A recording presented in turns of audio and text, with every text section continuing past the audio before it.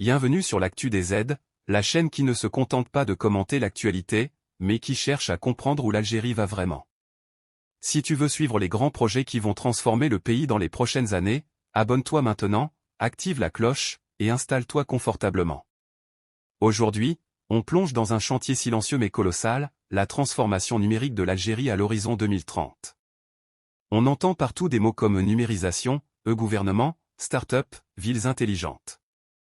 Mais derrière ces slogans, qu'est-ce qui est réellement en train de se passer? Est-ce que cette révolution digitale va changer le quotidien des Algériens, ou est-ce que ce sera juste une couche de peinture moderne sur un système qui reste le même? Pour y voir clair, on va structurer cette vidéo autour de 3 grands piliers, l'État numérique, les villes intelligentes et l'écosystème des startups. D'abord, l'État numérique. Depuis quelques années, les autorités annoncent un plan massif de modernisation des services publics par le digital. L'objectif affiché est simple à résumer, mais complexe à réaliser, réduire le papier, réduire les files d'attente, réduire les passe-droits, et rendre accessible le maximum de démarches administratives en ligne. Concrètement, cela veut dire créer des plateformes unifiées où tu peux demander un document, suivre ton dossier, payer une taxe ou déposer un recours sans te déplacer. Cela veut dire interconnecter les ministères, les wilayas, les communes, les impôts, la justice, le foncier, pour que les administrations se parlent entre elles au lieu de te demander 10 fois les mêmes papiers. Imagine un portail numérique unique où tu te connectes avec ton identité numérique, et où tu retrouves tous tes services, état civil, documents fonciers, sécurité sociale, fiscalité, entreprise, logement. Plus besoin de faire le tour des guichets pour un simple extrait, plus besoin de perdre une journée entière pour une démarche banale. C'est cette vision-là qui est sur la table, un état plus transparent, plus traçable, où chaque interaction laisse une trace numérique, et où il devient plus difficile de bloquer un dossier juste comme ça. Pour que cela fonctionne, il ne suffit pas d'ouvrir un site web.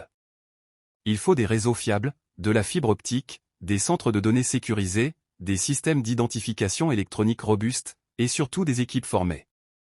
Il faut aussi des lois modernes sur la protection des données, la cybersécurité, la signature électronique, les paiements en ligne.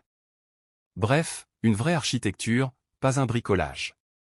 La transformation numérique de l'État, si elle est prise au sérieux, peut devenir un levier puissant pour lutter contre la bureaucratie, mais aussi pour redonner un minimum de confiance entre le citoyen et les institutions. Deuxième pilier, les villes intelligentes et les nouvelles villes. La numérisation, ce n'est pas que des écrans et des applications, c'est aussi une nouvelle manière d'organiser l'espace. En Algérie, plusieurs villes nouvelles ont été pensées comme des laboratoires de ce futur, Sidi Abdellah près d'Alger, Bougzoul dans le centre du pays, Bouinan, Hassim et Saoud et d'autres pôles en développement. Ces villes ne sont pas seulement des zones d'habitat, ce sont des projets où l'on intègre dès le départ les réseaux souterrains, la fibre, les systèmes de gestion de l'eau, de l'électricité, de la circulation, de la sécurité, avec une logique de ville connectée. Dans ces villes, l'objectif est d'éviter de reproduire le chaos urbain des grandes agglomérations saturées. On prévoit à l'avance les axes de transport, les zones d'activité, les espaces verts, les réseaux techniques. On y teste des solutions de gestion intelligente du trafic, de suivi de la consommation d'eau, d'éclairage public automatique, de collecte des déchets optimisés. Sur le papier, ce sont des villes qui doivent consommer moins d'énergie, offrir de meilleurs services, et permettre aux habitants de vivre dans un environnement plus fluide et mieux organisé. Si ces expériences réussissent, on pourra ensuite adapter ces outils aux grandes villes existantes, Alger, Oran, Constantine, Annaba, Tizi Ouzou, Ouargla, etc. L'idée, ce n'est pas de créer quelques vitrines futuristes perdues au milieu du désert, mais d'apprendre à gérer la ville de demain, puis d'appliquer progressivement ces méthodes à l'ensemble du territoire. La vraie question sera, est-ce que ces villes nouvelles deviendront des coquilles vides, ou de vrais foyers d'activité économique, sociale, universitaire et technologique? Troisième pilier, les startups et l'innovation.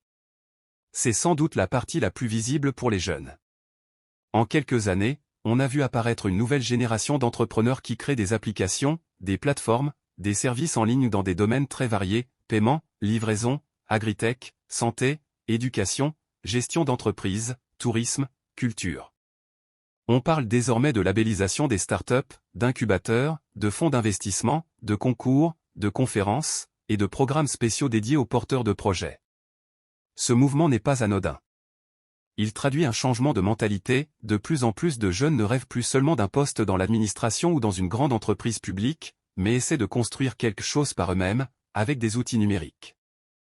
Ils partent souvent de problèmes concrets, la difficulté de facturer, de gérer une petite entreprise, d'accéder à un service dans une région éloignée, de mettre en relation des producteurs et des clients. En créant des solutions locales, ils contribuent à moderniser l'économie par le bas, secteur par secteur. Autour d'eux, un écosystème se met en place, incubateurs dans les universités, accélérateurs privés, concours nationaux et africains, fonds publics et privés qui commencent à injecter de l'argent dans les projets les plus prometteurs. Les autorités parlent de milliers de startups actives, de dizaines d'incubateurs, et de dispositifs de financement spécifiques. Ce n'est pas encore la Silicon Valley, mais c'est un mouvement réel, qui change la façon dont on parle d'économie, de carrière et d'avenir. Le lien entre ces trois piliers est évident, un État numérique qui ouvre ses données et ses plateformes peut devenir un immense terrain de jeu pour les startups, des villes intelligentes ont besoin de solutions locales pour fonctionner, les jeunes innovateurs peuvent proposer des services pour les citoyens, les entreprises et les collectivités. La transformation numérique n'est pas seulement un projet technologique, c'est un projet de société. Elle pose des questions très concrètes, qui contrôle les données? Qui fabrique les solutions? Qui en profite réellement? Et qui risque d'être laissé de côté? Il y a aussi des risques. Si la transition est mal gérée, on peut se retrouver avec des outils numériques imposés à des citoyens qui n'ont pas été formés, avec des services publics inaccessibles pour ceux qui n'ont pas d'Internet de qualité, avec de nouvelles formes d'exclusion. On peut aussi voir des technologies importées clés en main, contrôlées par des entreprises étrangères, sans véritable maîtrise locale ni souveraineté. Dans ce cas, la numérisation deviendrait une nouvelle dépendance, pas une véritable libération.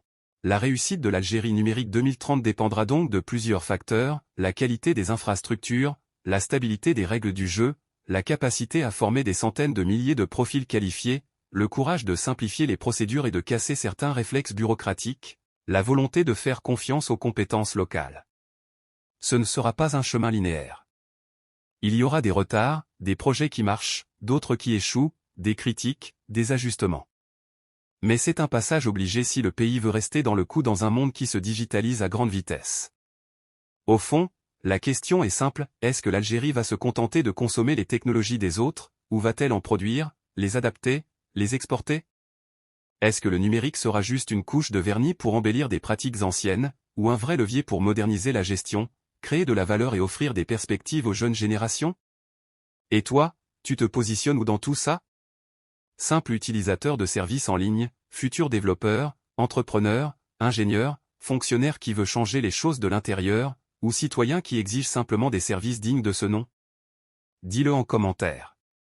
Penses-tu que l'Algérie va réussir à transformer ses promesses numériques en réalité tangible? Es-tu confiant, sceptique, partagé? Si tu veux continuer à suivre ce chantier et les autres grands projets qui redessinent l'Algérie, abonne-toi à l'actu des aides, like cette vidéo, partage-la autour de toi. Ici, on prend le temps de décrypter, de relier les points, et de regarder au-delà des annonces. Merci d'avoir regardé jusqu'au bout, prends soin de toi, et à très bientôt pour un nouveau décryptage sur l'avenir de l'Algérie.